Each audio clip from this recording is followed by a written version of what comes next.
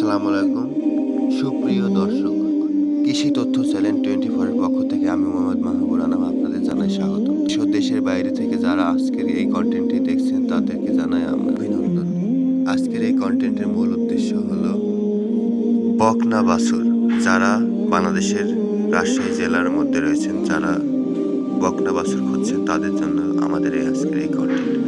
আপনি যদি রাজশাহীর মধ্যে থেকে বকনা বাছুর ক্রয় করতে চান তাহলে আজকের ভিডিওটি আপনাকে অনেক সাহায্য করবে আপনার পছন্দ কাঙ্ক্ষিত বকনা বাছুর ক্রয় করার জন্য।